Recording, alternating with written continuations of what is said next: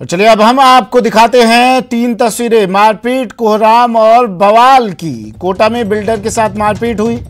दूसरी खबर बाड़मेर से है, यहां कत्ल पर कोहराम मच गया। तीसरी खबर नागौर से, जहां थाने के बाहर जमकर बवाल हुआ।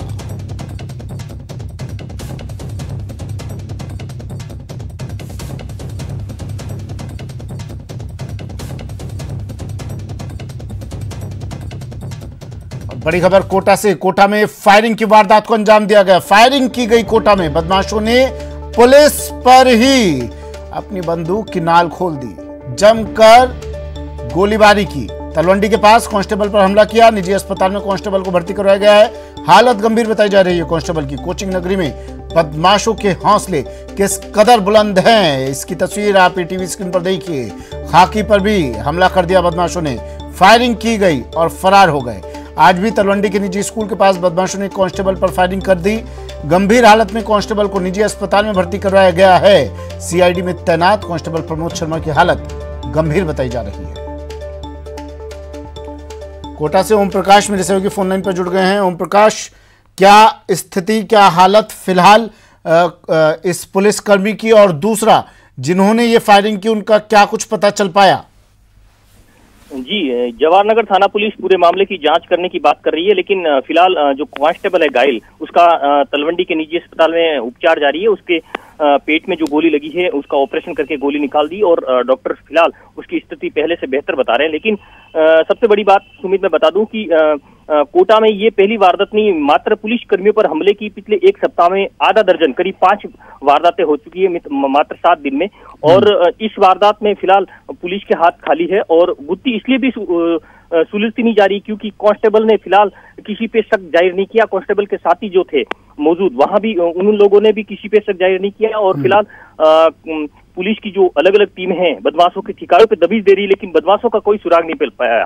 फिलहाल जवाहरनगर थाना पुलिस पूरे मामले की जांच कर रही है और कांस्टेबल का निजी अस्पताल में उपचार जारी है। ठीक है, पुलिस की टीम दबिश दे रही है और हो सकता है आने वाले कुछ दिनों में, कुछ पलों में बदमाशों को हिरासत में भी ले लिया जाए। लेकिन आपने बात की उच्च अधिकारियों से कि भाई क्यों इतने हौसले बढ़ रहे हैं इन बदमाशों के। आम लोगों की तो बात छोड़ ही दीजिए, अब तो पुलिस टीम पर ही हमला कर रहे हैं लोग। आप बता रहे हैं आधा दर्जन वारदातें हो चुकी हैं कुछ दिनों में ही। जी, ये लगातार वारदातें जो होनी उसके बाद में कुछ आरोपी पकड़े भी जाते हैं। फिलहाल पुलिस इस मामले में जांच की बात कर रही है, लेकिन इस मामले में पुलिस खाकी से अलग मामला एक जमीनी विवाद को जोड़ के बताया जा रहा है। कहा जा रहा है कि ये कांस्टेबल पर गोली संभवत गलती से लगी, किसी और साथी पे गोली मारने की बात सामने आ रही है। लेकिन कुल मिला के ये कहा जा सकता है कि कोचिंग नगरी में बदमाशों के हौसले इस कदर बुलंद है कि अब खाकी भी उसका निशाना बनते जा रही है और लगातार वारदातें हो रही है। ठीक है, शुक्रिया ओम प्रकाश तमाम जानकारी के लिए। खबर बाड़मेर से है। बाड़मेर के बायतू इलाके के अकदड़ा में 6 साल के बेटे को बाप ने टांके में डालकर उसकी हत्या कर दी।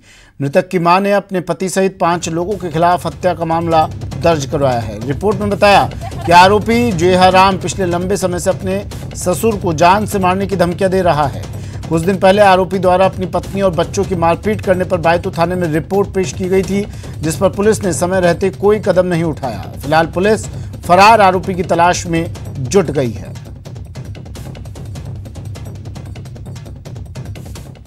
विक्रम जो जयसाराम जी का पुत्र है, उसने टांके में डाल करके, मेरे हमने देखने से तो पहली नजर से यही लग रहा है कि इन्होंने गला दबा करके डाला है, लेकिन वो तो पोस्टमार्टम में जो भी आएगा।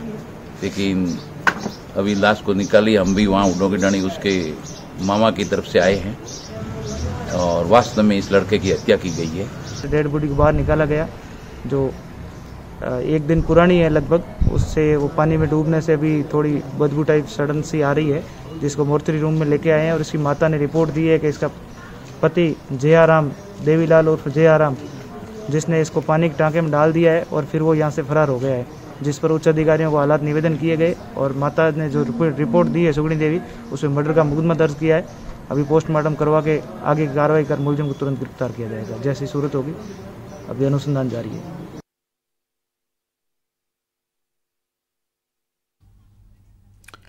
बाड़मेर से सहयोगी प्रेमदान देथा फोन लाइन पर जुड़ गए हैं। प्रेमदान, पुलिस में शिकायत दर्ज करवाई गई थी। आरोपी ने, जिसने अपने बेटे का कत्ल किया, इसने पत्नी और बच्चों के साथ मारपीट की कुछ दिन पहले, जिसके बाद इसकी शिकायत भी दर्ज करवाई गई। लेकिन पुलिस ने कोई एक्शन लेना मुनासिब नहीं समझा। अगर समय रहते कार्रवाई की जाती तो आज ये तस्वीर नहीं दिखाई देती। मैं चाहूंगा कि जिस तरीके से पारिवारिक जो कलह के मामले सामने आते हैं, इसको लेके एक अपने आप में स्पेशल सेल भी है ताकि किसी तरीके की अप्रिय घटना नहीं हो। लेकिन इस मामले में कहीं न कहीं उदासीनता रही है और परिवार का जो मुखिया ही था वो उसके और अपनी पत्नी के साथ में जिस तरीके से विवाद चला और उसका जो भुगतान करना पड़ा 6 साल के मासूम को करना पड़ा, जिसको बताया जा रहा है अभी तक जो सूचना आ रही है कि उसको टाँके में डाल करके उसकी हत्या की गई। तो ये अपने आप में बहुत ही जघन्य और पारिवारिक रिश्तों को कलंकित करने वाला घटना है, जहां पर एक बाप ने अपने 6 साल के। शुक्रिया प्रेमदान तमाम जानकारी के लिए।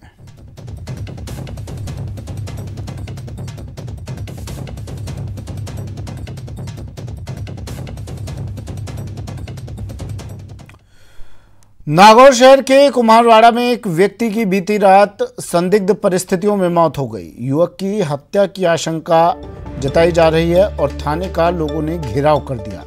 पुलिस ने शव को जेएलएन अस्पताल की मोर्चरी में रखवाया है और मामले की जांच पड़ताल शुरू कर दी है।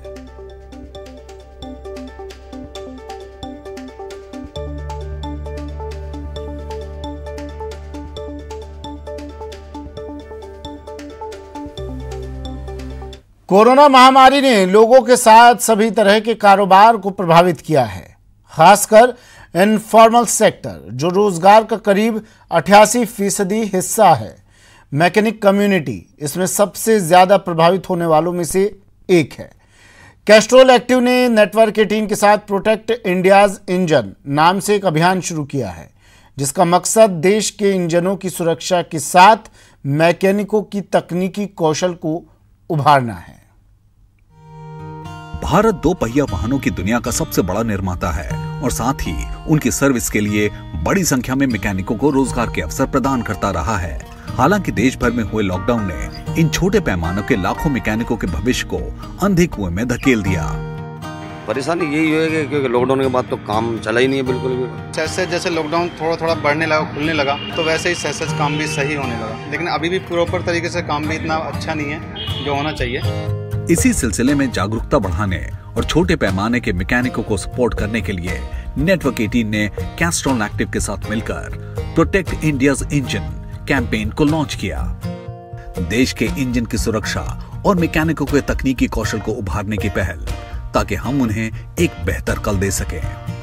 As mechanics resiliently look to get back on their feet, Castrol India and Network 18 present Protect India's Engine, a joint initiative to empower India's mechanic community to navigate through these difficult times and be better equipped to restart their business. Castrol Active will aim to invest up to rupees 50 lakhs towards upskilling initiatives for mechanics. Just like our mechanics who protect our bikes, let's now do our bit to protect them and help them to keep moving ahead. इस पहल को मनोरंजन और film जगत की ओर से भरपूर समर्थन मिला है। कैस्ट्रॉल और नेटवर्क 18 आपसे एक छोटी सी गुजारिश करता है कि एक प्रतिज्ञा लेकर आप प्रोटेक्ट इंडियाज इंजन को अपना समर्थन दें। ये एक पहल है ताकि ये मैकेनिक्स जो हमारे जीवन के लिए इतने ज़रूरी हैं, इन्हें हम अपना समर्थन दे सकें और ये अपने तकनीकी ज्ञान को, अपने कौशल को और उभार सकें, ताकि आने वाले समय में आपकी बेहतर सेवा कर सकें, आने वाले कल की चुनौतियों के लिए पहले से तैयार हो सकें। जैसे भारत सिस्टमैटिक अनलॉक की ओर बढ़ रहा है, हमारा ये फर्ज बनता है कि हम अपने मैकेनिक भाइयों का समर्थन करें और उनके भविष्य के लिए नए रास्ते खोलें। आइए जुड़िए कैस्ट्रॉल एक्टिव और नेटवर्क 18 के इस पहल से और दीजिए अपना support protect India's engine campaign को। रुक मत चल तू। बुलेटिन में फिलहाल इतना ही, दीजिए इजाजत, नमस्कार।